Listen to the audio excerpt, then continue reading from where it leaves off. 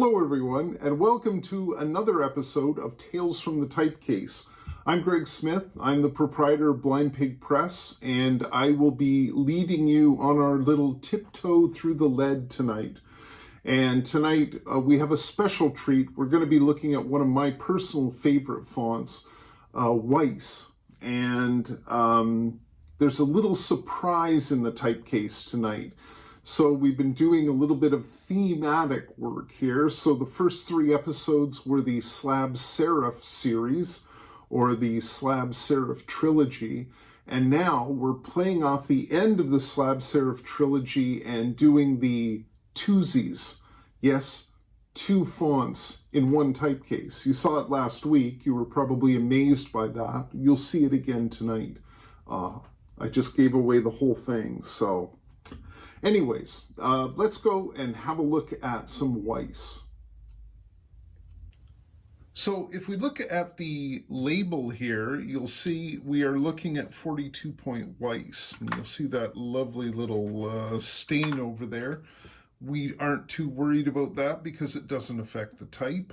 But when we look at the outside of the case, we have a beautiful professionally set, maybe heat set, or maybe set for, I don't know, maybe a national broadcaster or something like that. But you'll see that there's a little bit extra on the inside.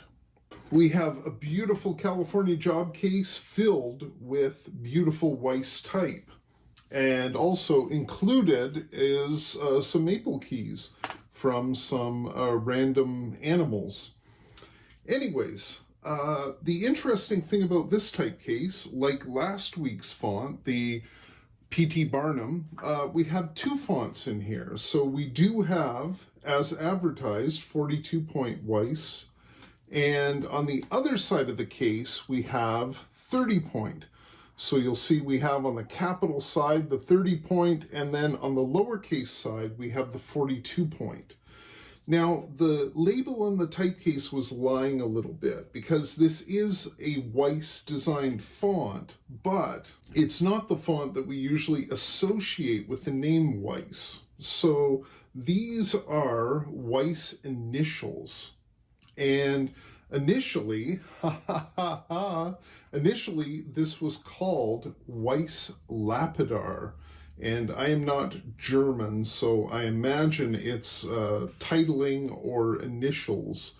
I can't really get a good translation on it.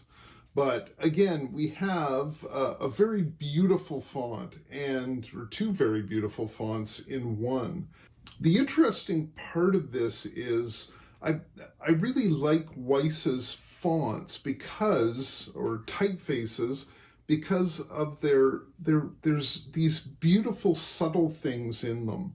If we look at the K, you'll see there's a wonderful arch to the leg of the K, and the arm sort of stretches beautifully and majestically upward.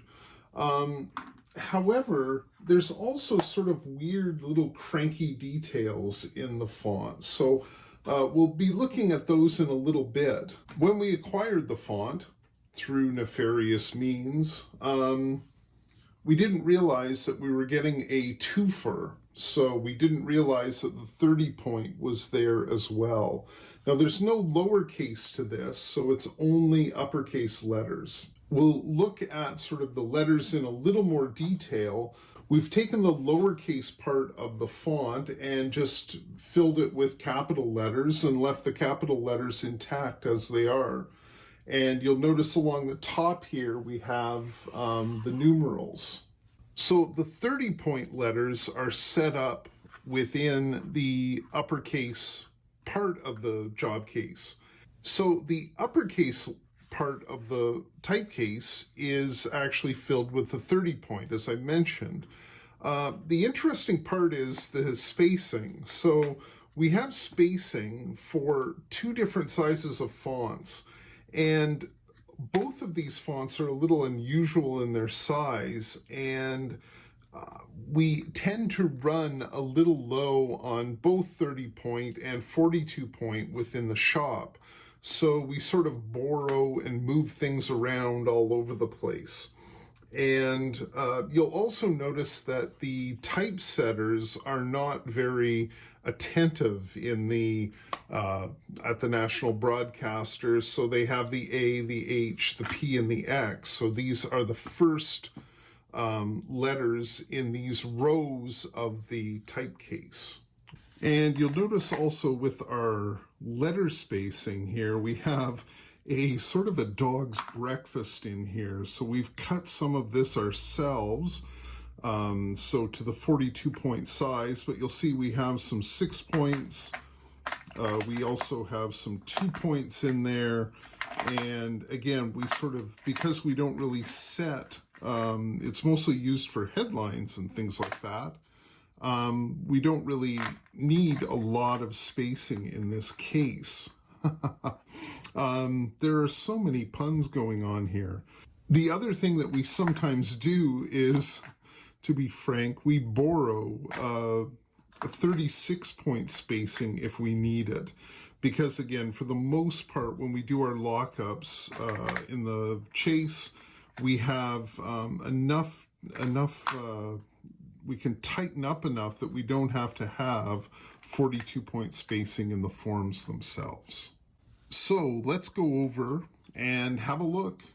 So we have W. Pincus Jasbert here, and you'll see that the designer of all these beautiful fonts was Emil Rudolf Weiss.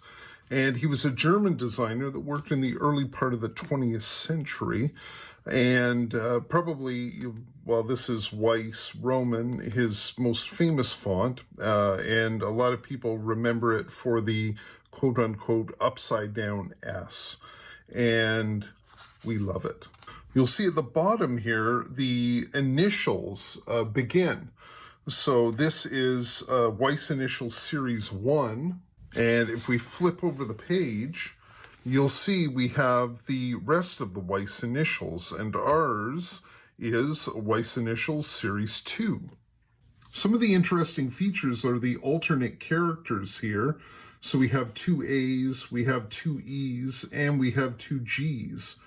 And the other thing I had mentioned before, sort of the crankiness of the design, you'll notice sort of the uncomfortable M, which has sort of a wider space here on the left side than it does on the right. And also the W is sort of really pinched at the bottom. And it just has, it's these details that I find, for me, make it more endearing rather than less endearing. And again, we have these little spur serifs on it. They're not really fully grown serifs. And if we have a look at the B as well, you'll notice that the upper bowl and the lower bowl sort of meet with this little weird serify thing happening there. The other thing I really love about Weiss is his numerals. And his 2 is a revelation to me. I love his 2, just the way it meets down at the bottom here. It just is sort of a fresh breath of air in, sort of a room that's filled with smoke, just like opening a window. So here we have some sample letters, and you can see a little closer detail here. The 2 A's with the little roof on the one side of the A, when it's printed, it would be on the left side of the A. And then we have sort of the traditional angled A.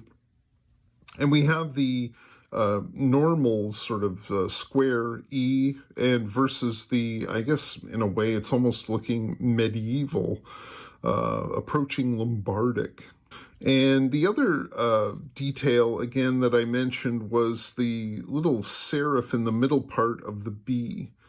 And here is this lovely K with the nice, elegant arc to the leg of the K. Now, the other thing that I haven't really talked about is sort of messing around with the font.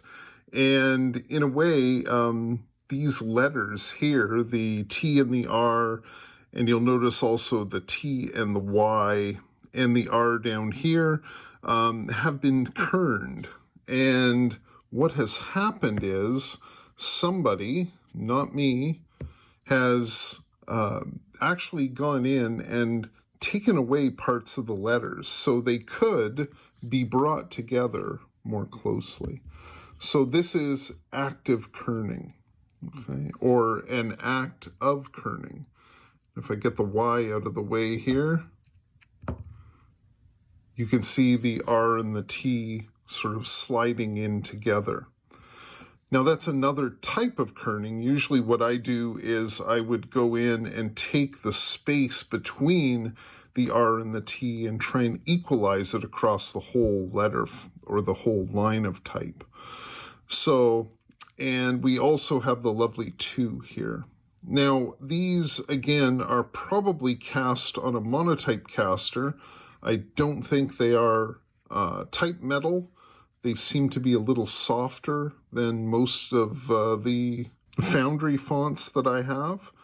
But again, there are no pin marks on them, either size. Either the 42 or the 30 point doesn't have pin marks on them. So again, these were probably cast for a limited amount of use, and we have used them quite a bit.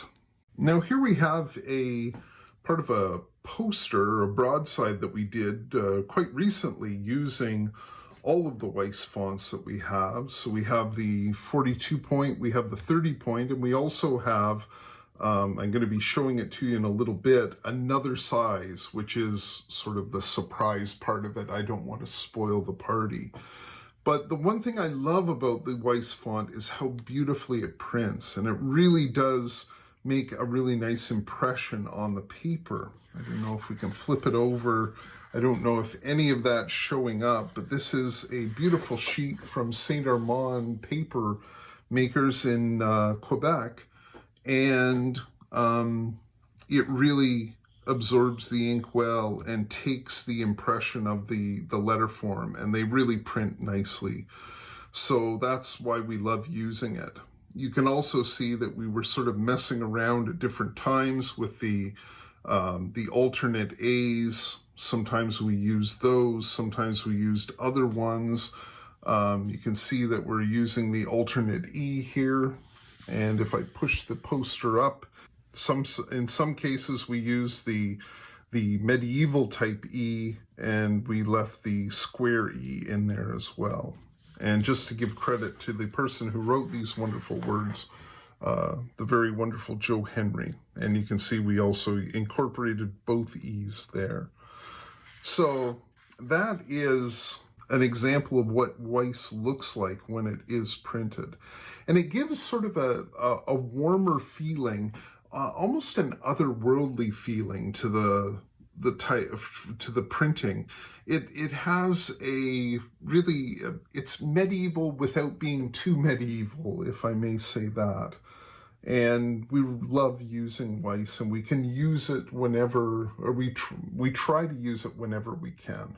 And when I say we, I mean me. So there we have it, another look at some fascinating fonts. So remember to like, subscribe, and tune in next week for another exciting episode of Tales from the Typecase. Good night.